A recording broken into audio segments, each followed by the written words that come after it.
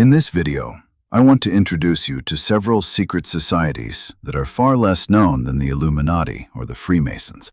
Many people within elite circles belong to some kind of network, order, or society, such as the Freemasons, the Illuminati, the Rosicrucians, or even the Skull and Bones Society. On my channel, you may have already encountered the Saturn-worshipping Black Cube Secret Society. I even made a full series about them. They also appeared on the cover of a major economic magazine released at the end of 2025, featuring a black cube with the planet Saturn inside it. An interesting visual choice, isn't it? So today, I would like to introduce you to a few secret societies like these. You may already be familiar with some of them, but the next ones might be new to you. In this video, I'll explore the different dragon orders, the Memphis Misraim Rite, and the mysterious Society of the Nine.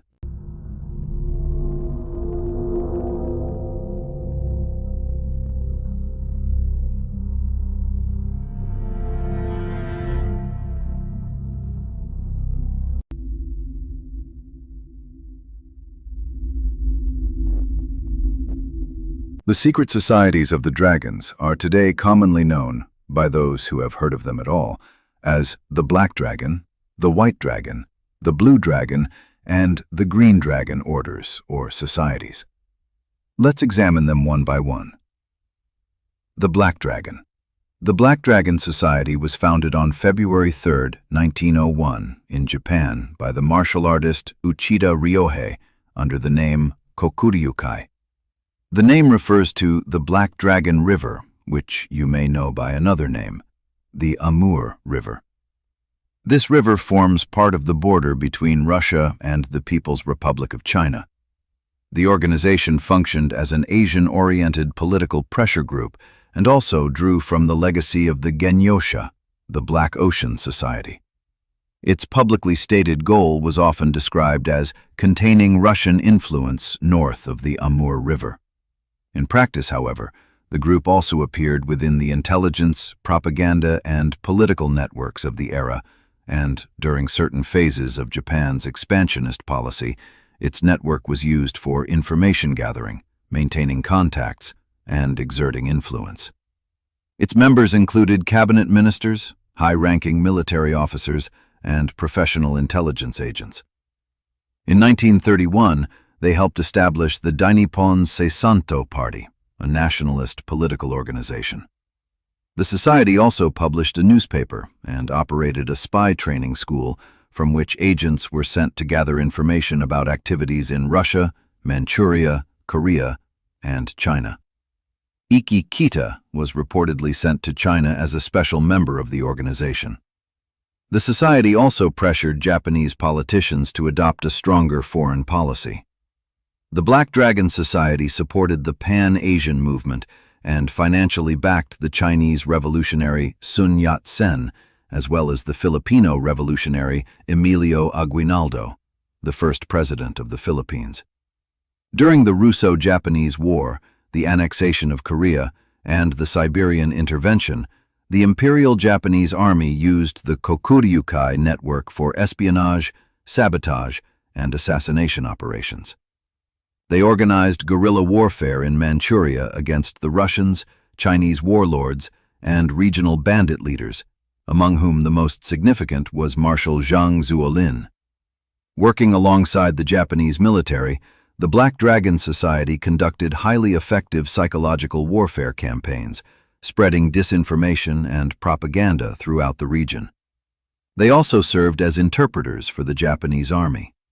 The society assisted the Japanese spy Motojiro Akashi, who later became a general in the Imperial Japanese Army and served as the 7th Governor-General of Taiwan from June 6, 1918 to October 26, 1919. The Black Dragons also formed close connections, and sometimes alliances, with various Buddhist sects across Asia. During the 1920s and 1930s, some observers believed that the Kokuryukai had developed into a dominant political organization and openly attacked liberal and left-wing ideas. Others argue that while it was influential, it never became an official ruling force within the Japanese state. The society was officially dissolved and banned in 1946 by order of the American occupation authorities.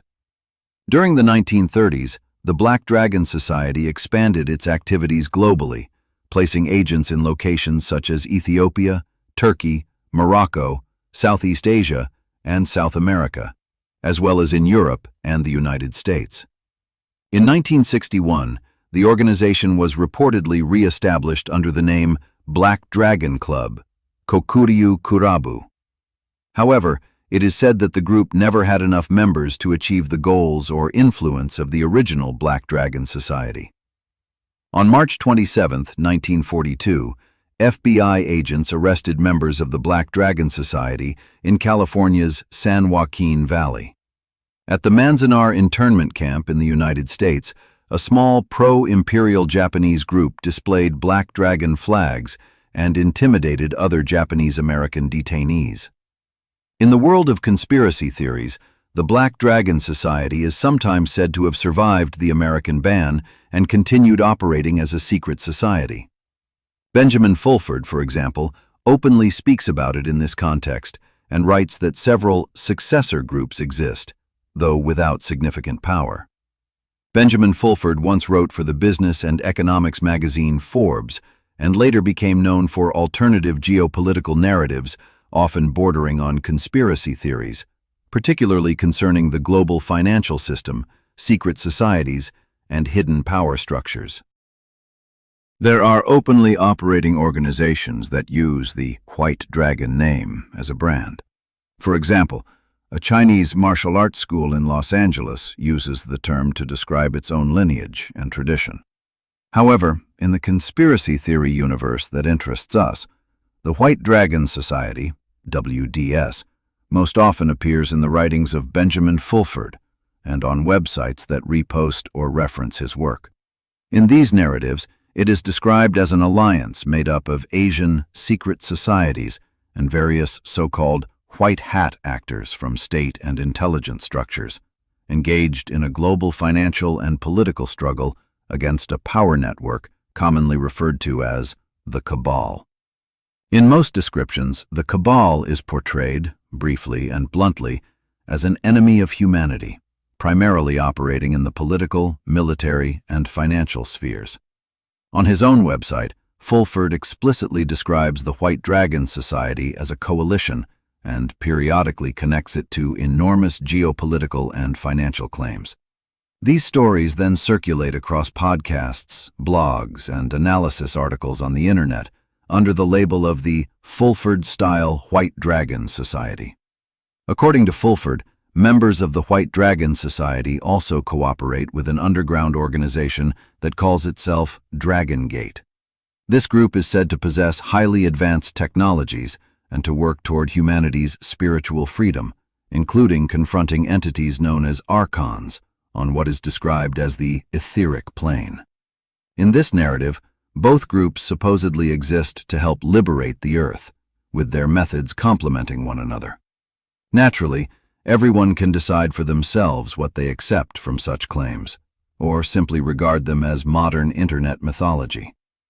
There is also the Order of the Blue or Azure Dragons, but these mainly appear in fictional science fiction, adventure, and fantasy literature, where their members are often connected to Agartha, the legendary underground kingdom. Historically, several Chinese secret organizations known as the Green Dragon existed, mainly during the 19th and 20th centuries. These were revolutionary, nationalist, or religious networks active during the Qing dynasty. In conspiracy narratives, however, the name has evolved into the idea of a global Eastern occult elite, supposedly linking Japanese and Chinese secret circles. There is no evidence that such a world-directing version ever existed, but the name survived in legend, especially in Western esoteric literature. Among the various dragon orders, the Black Dragon Society is the one that can be historically documented with concrete evidence. Green Dragon Societies did exist historically in China at different times, though not as a global occult elite. The others are either fictional, like the Blue Dragon, or currently exist mainly within conspiracy theory narratives, like the White Dragon.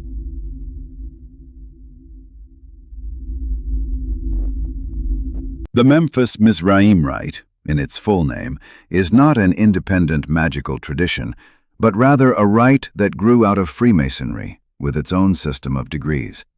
It is often referred to as Egyptian Freemasonry because its symbolism and teachings draw heavily on Hermetic philosophy and the mystical traditions associated with ancient Egypt. The rite was created in September 1881 in Naples, when two previously separate systems were united.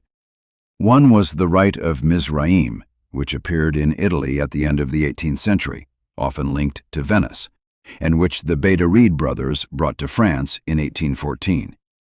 The other was the Rite of Memphis, founded in 1838 in France by Jacques-Étienne Marconis de Negre.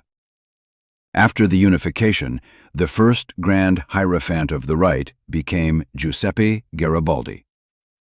The word Hierophant comes from Greek and means one who reveals sacred things. Within the rite, it referred to the highest spiritual leadership position, which could be roughly interpreted as a chief priest or the supreme initiatory leader. During the late 19th and early 20th centuries, the rite began to expand internationally. Under the leadership of John Yarker, between 1902 and 1913, it spread significantly in the English-speaking world. He was followed by Theodore Roos, who directed the system between 1913 and 1923, and further strengthened its international connections.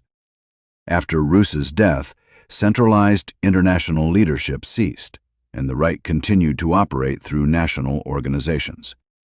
It remained particularly influential in France, where leaders such as Jean Bricot and later Robert Ambelain preserved its distinctive and strongly esoteric character. In 1960, Ambelain introduced significant reforms. He reorganized the degree structure and reshaped the ritual system, developments that strongly influenced the modern form of Memphis Misraïm. One of the most notable features of the rite is its extremely complex degree system, which historically ranged between 90 and 99 degrees, compared to the 33 degrees commonly associated with mainstream Freemasonry. Many of these higher degrees, however, are largely honorary. The system emphasizes esoteric study and social progress, linking spiritual development through Hermetic and Kabbalistic teachings with humanitarian ideals. Despite various schisms and reorganizations over time, the society remains active today, with lodges in several countries. Today, the Memphis Misraim Rite is considered one of the most complex and widely distributed branches of Freemasonry. It does not operate from a single central authority, but is practiced by different Grand Lodges around the world, each following somewhat different traditions. Several Grand Lodges, recognized by the United Grand Lodge of England, incorporate the rite into their work. It is also active within the lodges of the Grand Orient de France, as well as within Grand Lodges that maintain mutual recognition with it. The rite is practiced by several member organizations of CLIPSAS, an international Masonic association. It is not limited to either the conservative or the liberal branches of Freemasonry. Rather, it appears in both traditions and within numerous independent Grand Lodges as well. The so-called Egyptian Masonic rites trace their origins back more than 200 years. According to their own tradition, they descend from a primitive rite said to have existed in Paris in 1721, although this claim has never been historically confirmed. They also associate themselves with the primitive rite of the Philadelphians, established in Narbonne in 1779. The history of the system is difficult to reconstruct because legitimacy was primarily granted through leadership charters, and leaders were appointed for life until as late as 1998. As a minority tradition within global Freemasonry, far fewer documents about it have survived compared to other Masonic systems. In Italy, one important precursor of the Egyptian tradition is considered to be the Egyptian Order of Osiris, which had been active in Naples since the 18th century. This order integrated Hermetic, alchemical, and theurgical teachings, and influenced the later development of the rite. In late 18th century France, several initiatory systems emerged that claimed to be heirs to the ancient wisdom of Egypt. These movements drew inspiration from the mystical and esoteric literature of their time. Among the influential sources were Abbé Jean Terrasson's Sethos, Athanasius Kircher's Oedipus Egyptiacus, and Antoine Coeur de Gebelin's Primitive World. These works portrayed ancient Egypt as the center of secret knowledge and primordial initiation, and their influence was strongly felt in the intellectual life of the period.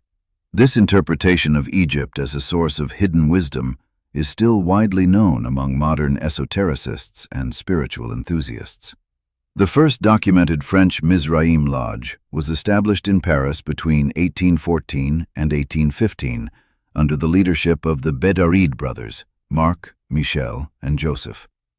They were officers in Napoleon's Italian army and brought the rite from Naples to France.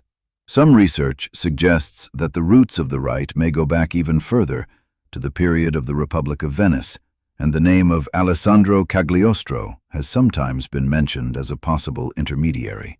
The spread of the order was not smooth.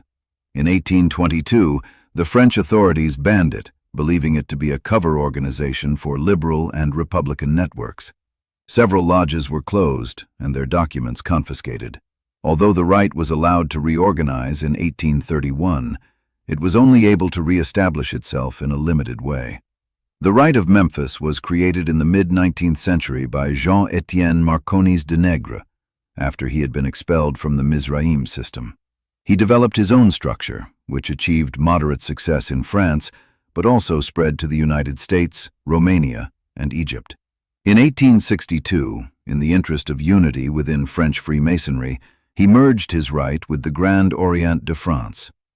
At the beginning of the 20th century, Gérard Oncos, better known as Papus, became one of the key figures of the esoteric movement associated with the rite. In the following decades, various leaders directed the system, and in 1960, Robert Ambelain introduced major reforms, reorganizing and standardizing its practices. In 1998, a major schism occurred. Disputes arose over the integration of women, the autonomy of the degrees, and the system of leadership appointments. The organization split, and the original ancient and primitive rite of Memphis Misraïm of France was later dissolved by court order. By 2012, around 175 lodges in France were practicing the rite, 40 of them within the Grand Orient de France. One unusual feature of the rite is that after reaching the highest degrees, the transmission of authority can theoretically occur through a single individual. This gives great flexibility in the creation of new branches, but it also makes questions of legitimacy more complex. The Egyptian rites differ from other Masonic traditions in their strong reliance on the symbolism and philosophy of ancient Egypt. They place particular emphasis on the distinction between what is true and what is real, and on interpreting the relationship between humanity and the sacred. In this sense, the Memphis Misraim Rite attempts to preserve an esoteric heritage while also adapting to modern Masonic practice, serving as a kind of bridge between ancient mystery traditions and contemporary organizational structures.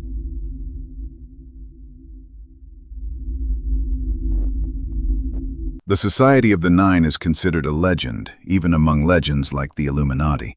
They are also known as the Nine Unknown, because no one knows who their members really are.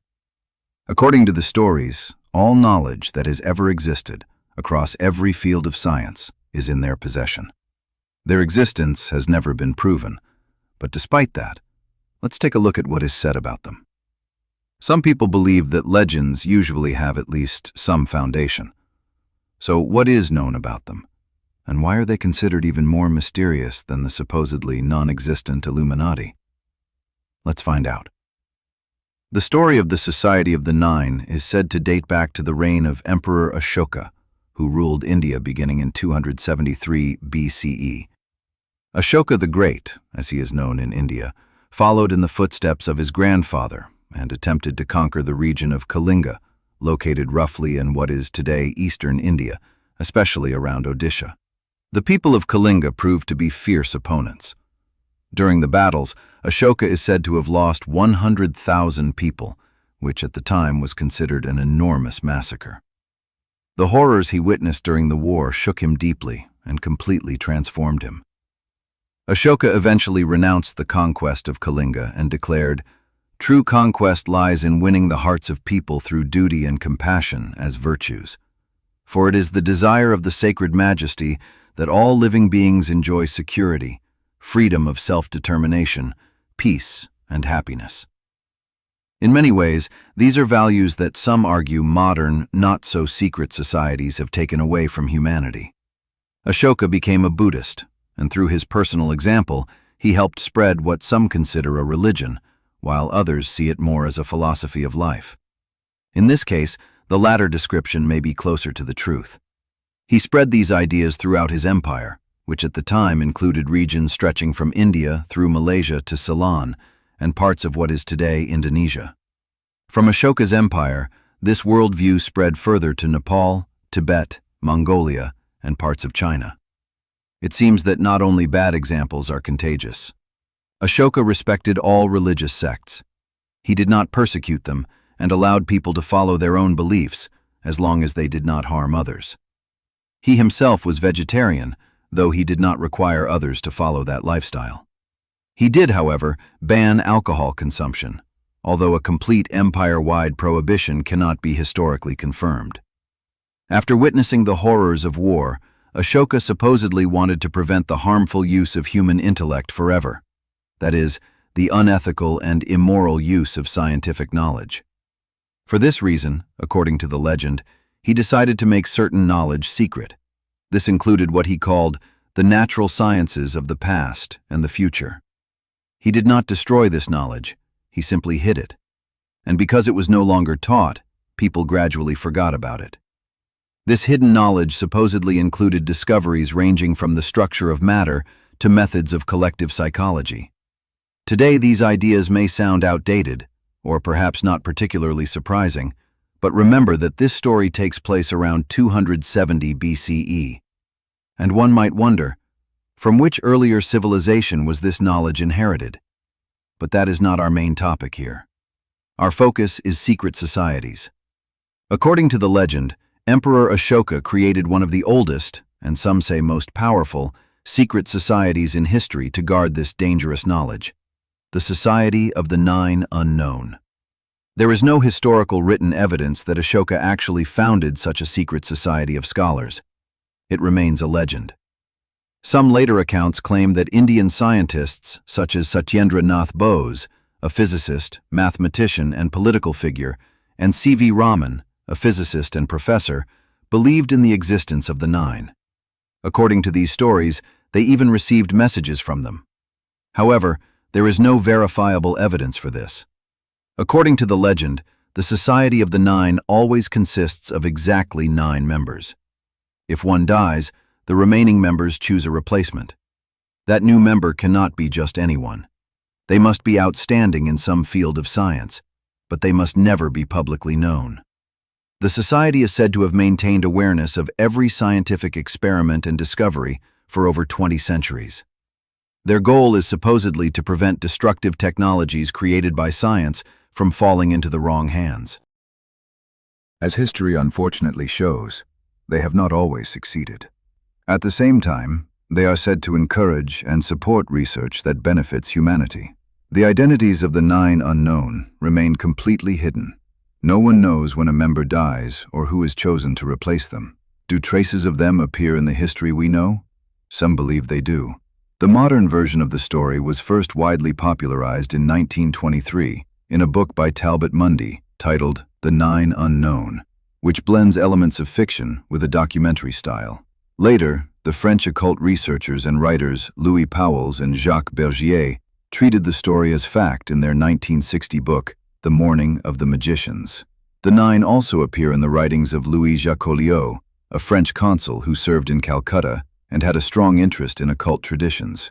In one of his works, Occult Science in India and Among the Ancients, he clearly stated that the society was real. In the 1860s, he also wrote about technologies such as radiation sterilization, psychological warfare, and the release of energy. According to Talbot Mundy, the most dangerous science of all is the one that can control the thoughts of the masses, because it would make true world domination possible. He wrote this in 1923.